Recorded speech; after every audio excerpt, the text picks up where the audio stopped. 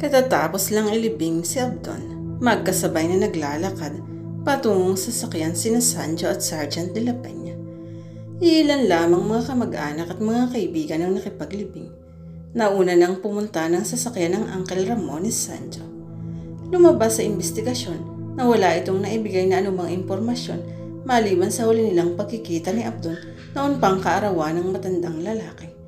Impormasyong naibigay na rin ni Sancho kay Sergeant de la Peña, umpisa pa lamang.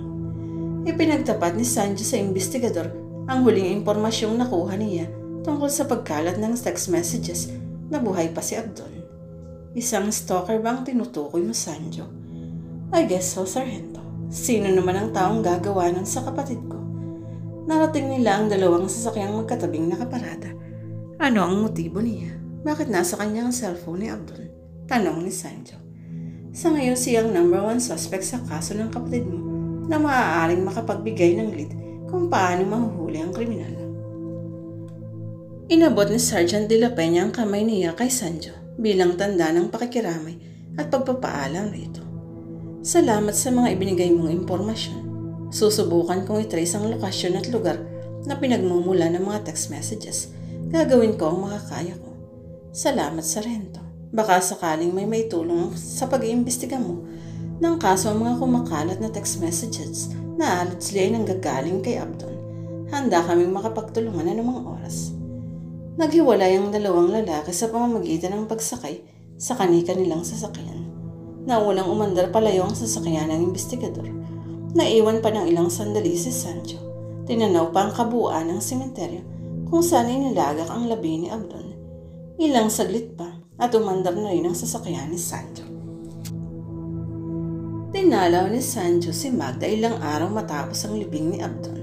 Sabado yun kaya nasa bahay lang buong maghapon si Magda. Wala siyang pasok sa trabaho. Sabi ni Tia Poring, hindi ka lumalabas ng kwarto tuwing narito ka sa bahay. Mabuti naman at dinatnan kitang nagbabantay ng tindahan. May maliit na tindahan si Tia Poring na nasa harapan ng bahay ng mga ito. Wala sila ni Ivy na malengke. Matipid na wika ni Magda. Nanggaling ako dito ng isang gabi pero natutulog ka na. Gusto ko kasing sabihin sa'yo na inilibing na si Abdon. Walang reaksyon si Magda sa sinabi ni Sancho. Ni hindi ito kumurap. Diretso lang ito sa ginagawang pagbibilang ng barya. Magda na ilibing na si Abdon. Muling wika ni Sancho. Umangat ang mukha ni Magda. Gusto mong paniwalaan kita, Sancho. Gusto kong paniwalaan mo ako na patay na si Abdon. Gumitaw ang inis sa mukha ni Magda. Umalis ka na. Sana matanggap mo na ang buong katotohanan. Huwag kang mag-alala.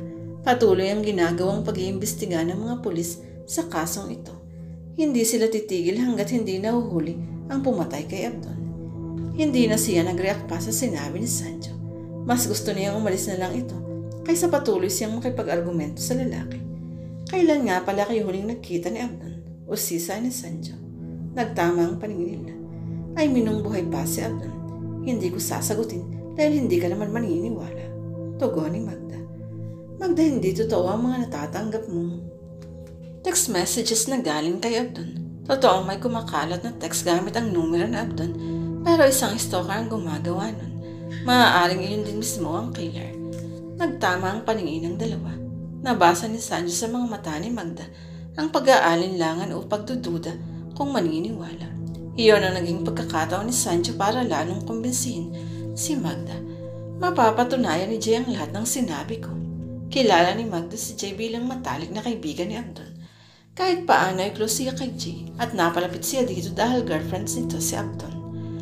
Maniwala ka na maging si Jay. Nagdududa noon na balita kung patay na si Abdon dahil sa mga text messages na natatanggap niya. Pero siya mismo ang nakapagpatunay sa iyo na patay na si Abdon. As a matter of fact, nakipaglibing si Jay. Nagtama ang paningin ng dalawa. Matatag ang mukha ni Magda base sa mga pinakawalang reaksyon. Hindi siya naniniwala sa anumang sinasabi ni Sancho. Kumpirmado na may stalker. Mag-iingat ka dahil baka may binabalak na masama ang stalker na iyan sa mga tinitext na yung malalapit na tao kay Abdon. Hinintay ni Sancho kung ano ang isasagot niya pero binigo niya ito. Nanatili siyang tahimik. Nginig ang mga kamay na kumuha sa cellphone ni Abdon. Inion iyon. Sunod-sunod ang mga pumasok na text messages. Mga bagong mensahe na kapapasok lang. Stalker ka, patay na ang kaibigan ko. Patahimikin mo na siya, galing kay Jay. I hate to say this, but alam ko na ngayon kung ano ang nangyari. Utang na loob, patahimikin mo na si Abdon kung sino ka man. Stop messing around. Nag-text ang may hawak ng cellphone. Hindi ako patay. Niloloko lang nila kayo. Maniwala kayo sa akin. Nag-message send sa lahat ng numerong nakaregistered sa cellphone ni Abdon ang text messages na iyon. Agad ini-off ng kamay ang cellphone.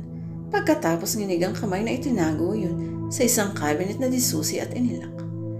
Umupo malapit sa tokador at humarap sa salamin ng may-ari ng kamay. Tumambad ang mukha ni Magda sa malaking salamin ng tokador. Sa kanyang paningin ay unti-unting lumilitaw ang imahe ni Abdon sa likuran niya. Hindi siya iniiwan ito. Patuloy na nakikita ng kanyang mga mata na buhay ang nobyo. Nasa presinto sina Sanjo at Jay.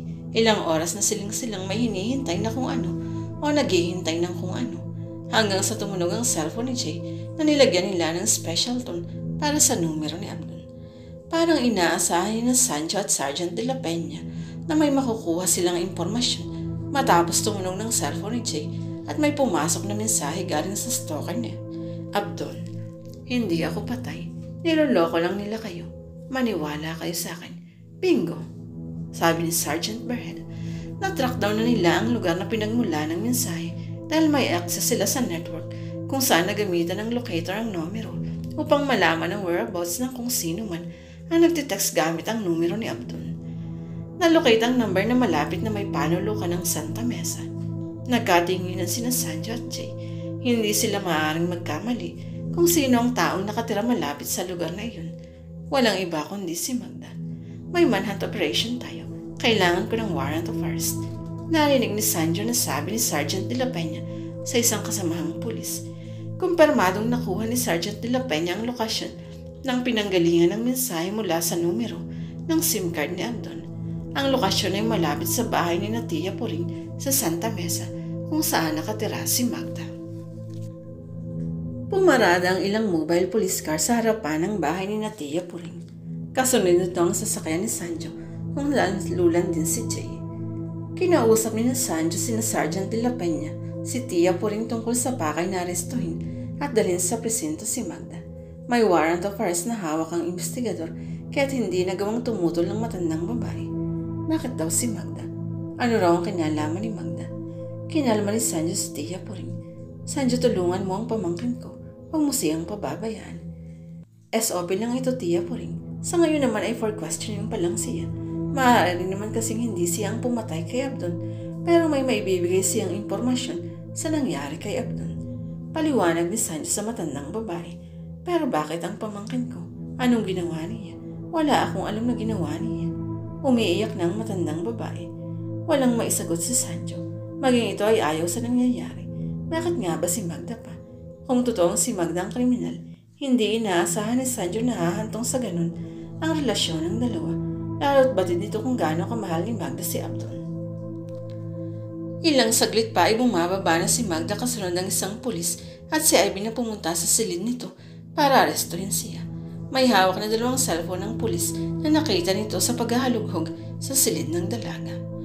Kumpirmadong cellphone ni Magda ang isa at kay Abdon ang pangalawa. Nakita ko ito na nakatago sa isang cabinet, sabi ng pulis kay Sergeant de la Peña. Tumibay ang hinala ni Sergeant de la Peña na may kinalaman ng dalaga sa krimen dahil nasa mga kamay ni Magda ang cellphone ni Abdon. Agad isinakay si Magda sa mobile patrol para dalhin sa presinto. Dinala siya sa presinto para sa interogasyon at investigasyon. Hindi ka babakasan munting takot at pagkabahala ang mukha ni Magda, lalo't pakiwari ni katabi lang niya si Abdon na nakaupo sa likuran ng mobile patrol.